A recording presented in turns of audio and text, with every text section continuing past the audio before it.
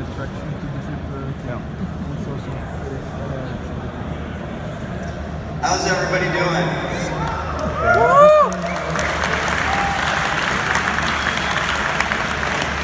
I'm going to say I am having a hell of a time here. The organizers have done an incredible job. Let's give the organizers a huge hand.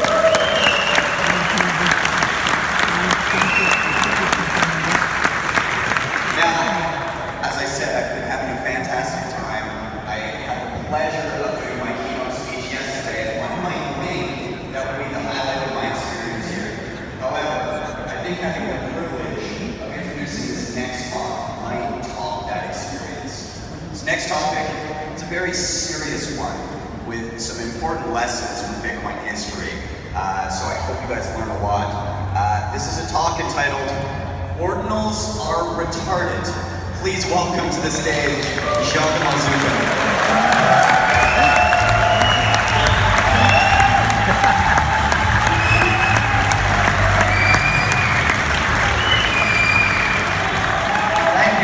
Thank you, Mike. Very happy to be here. This is a beautiful conference, and I had another plan for this conference initially, another talk. But then I was supposed to give this talk to the Miami conference, but there was some negotiation, and part of the negotiation was that together with my talk about this, I was supposed to take part at this panel. And so I said, kudos to Shinobi that had the stomach, but I didn't. But now let's not talk about people anymore. You know, small minds talk about people, big great minds talk about ideas. So let's forget all this. You really believe it? You're going to be so disappointed. Okay, but I was convincing. That's funny. Okay, so the title of the talk also it's very self-explanatory, but I will try to make some points and answer some questions. The first question is: have ordinals broken Bitcoin? And this is something that somebody is saying. Should we freak out? Should we be scared? Is this like a new inedit attack vector that we never know about? The second question is, have ordinals been enabled by Taproot? Was Taproot a mistake? Because these guys, let's not talk about people, these are like all the Taproot wizards, so maybe Taproot was a mistake. Was it Taproot to create this situation? And are ordinals and inscriptions the same? Because most people now talk about ordinals, but actually what they mean is inscriptions. And I will make a case that they are both useless terms to prevent this kind of abuse of the time chain. People mostly started to use it for innocent stuff. This is basically Len Sasama, the developer that died. So his friend basically created his face with ASCII characters, and they also put their member Nike, because why not? He was the fat guy back then. So it was a very innocent thing that everybody enjoyed. That's when some guys started to go a little bit more aggressive. So for example, in 2013, this guy paid 800,000 cents to put the "Never Gonna Give You Up" lyrics in an return. It's interesting because this guy could have not done that in a standard transaction. You have to know that in Bitcoin, there are two kinds of policies. One is validity. So you will check the block, and you will check if the block is valid, and if all the transactions are valid. And this was valid. But when you run a node, you will also check all the unconfirmed transactions, and you will check if they are standard. If they are standard, you broadcast them until some miners will mine them. If they are not, you delete them. This transaction was not standard because the standardless policies, they include a lot of anti-spam filters. For example, if you send a transaction that moves 1 Satoshi, the nodes, my node, your node, everybody's node will say, this is not worth it. The amount of data it is consuming in the network is more than the economic significance of that 1 Satoshi. So this is just spam, let's delete it. Because the fees are a great mechanism to prevent something to go into the time chain, and not to prevent something to go in your own node. So this was not a standard transaction, so the guy had to basically do it non-standard and pay to a mining pool directly. You may say, okay, but this was all done by technical people. There was not an easy way back then to do this stuff. Actually, our friend Riccardo Casata, that was working with us in Milan, he created an old website. It was called the Eternity Wall. The story is very very fun. Jack Mallers' mom, Bitcoin mom, she posted on Twitter that her husband dedicated to her a long sentence that will stay in Bitcoin forever. Ricardo said, sorry, this is just a not field of blockchain info, this is not forever. I will create a website that allows you to write it in the blockchain forever. This website was great. You have a mnemonic, a mobile app, everybody could use it, even your grandma. You just get a mnemonic, you can write stuff, you can answer to stuff, you can zap people, just like an autobot on GE. The problem with this idea is that first, it can be used for evil purposes, like spam or defacing. It does compete with transactional data in the time chain, so if people are trying to use Bitcoin for what Bitcoin was created for, this either innocent or evil attempt will eventually outprice them or can compete with them. It's doomed to be expensive and inefficient. It does, so this method of writing does pay the miners, but it doesn't pay the nodes. So the miners will be paid to download and use this stuff, but the nodes will not be paid. They will have to download, validate, and broadcast for free. So they are subject to a complete free riding. It introduces additional protection for Bitcoin bands. You can basically write Islamic blasphemy or child pornography, whatever you want, if you pay enough. And that can create additional attack surfaces for Bitcoin. Of course, Bitcoin was created to not care, but still having more than one laws to get after your node is worse than to have just one. If you just break financial laws, that's better than to break other laws. And it cannot scale for any meaningful use. Like you have basically, back then, Ricardo had 53 gigabytes per year. That was all he had. 53 gigabytes on Twitter, they are a few seconds. So not even for text, it doesn't scale. It only scales if you or your friends use it for a while. But then whenever you want to have a meaningful adoption, this cannot scale. And then there are other solutions that are already covered more practical cases. Onion servers, Tor, now we have Nostr, we have Freenet, we have a lot of other censorship resistant solutions. The possible solution was to go from non-prunable. So at the beginning, this stuff used like UTXO's non-prunable, then to prunable, like the signature, then to single hashes that will just refer to the data, to stuff with like open test steps by Ricardo and Peter Todd and other people that is very scalable and can scale very nicely.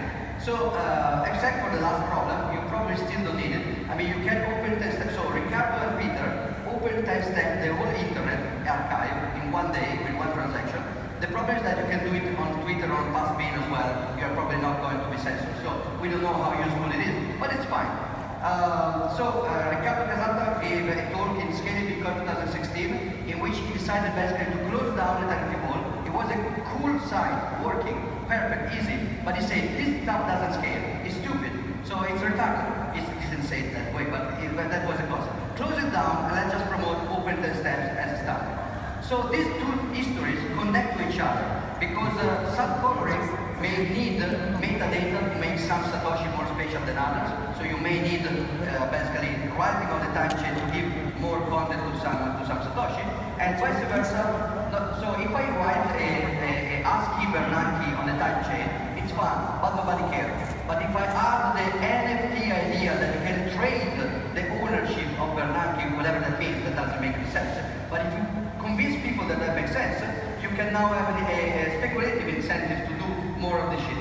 So that was the idea. And that actually flourished for a while. You have Bitcoin NFTs, they were not code that back then. Like Rare Papers, very, very valuable. And you had Spells of Genesis, a great video game, which was basically still retarded because of the reason we described. So eventually it was abandoned by Bitcoiners.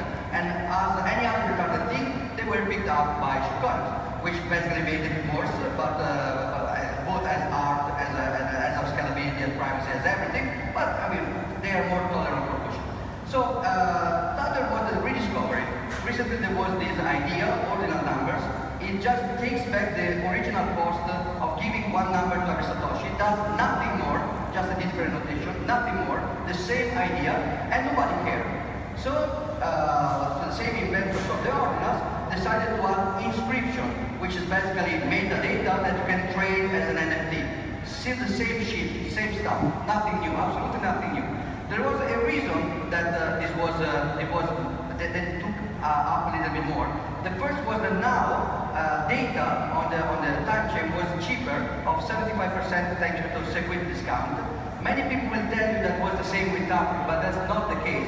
Taproot, in the best case scenario, this is ckeck crunching the numbers. In the best case scenario, Taproot gives you 4.4 discount, so it's not significant. It is significant because Taproot will allow you to bypass standardness control in the mempool. So you can actually do like the never give you up guy. But this is irrelevant because the very first, let's say, big block with this kind of spam was that they're mined in a partnership with the mining pool. So they pay the mining pool off-chain, off-bed. So the standardness in the mempool doesn't make any difference here. This guy, this bald guy here, you may not recognize it. This guy here again, but I mean, let's not get personal. I will get personal just a little bit because the reason that this guy made this, we can assume many reasons, we can assume motivations, but he didn't have a great year before this because he was basically shilling Luna and Terra, and then got people wrecked, and so he started to shill Celsius and FTX.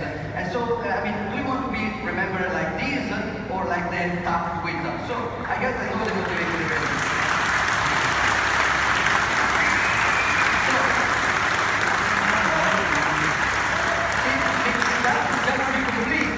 Other people started to join, not just him.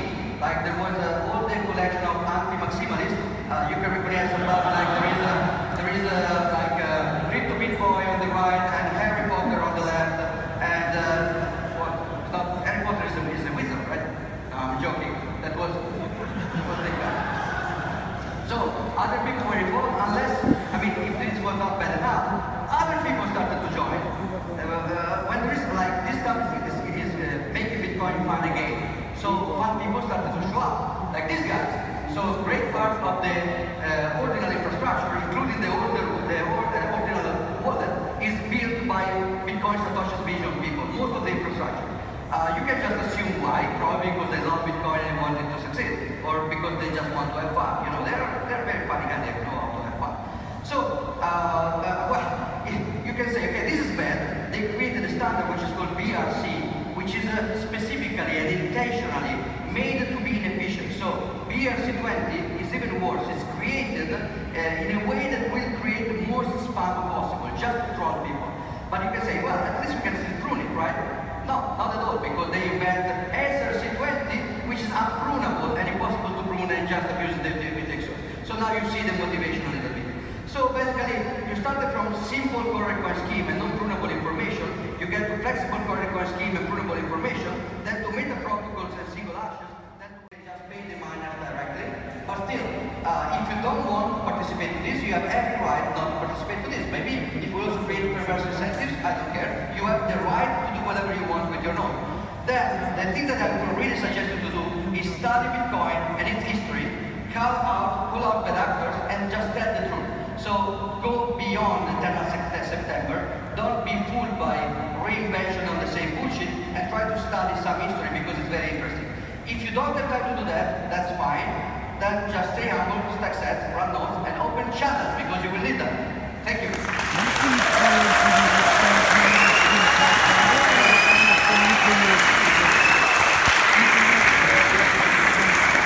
Keep it going for Giacomo Zucco.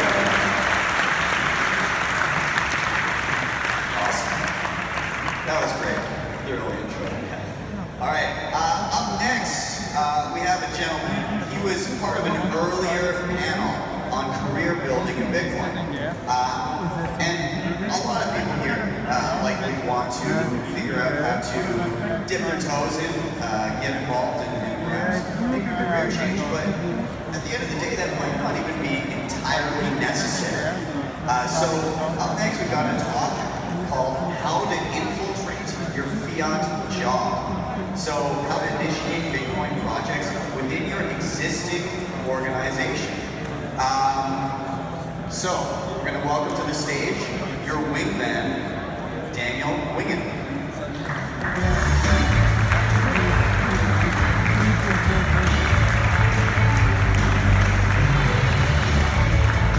I think I tried to get to sit down. Hello everyone. great to be on stage, great to be here. Thank you everyone for listening. Yeah, so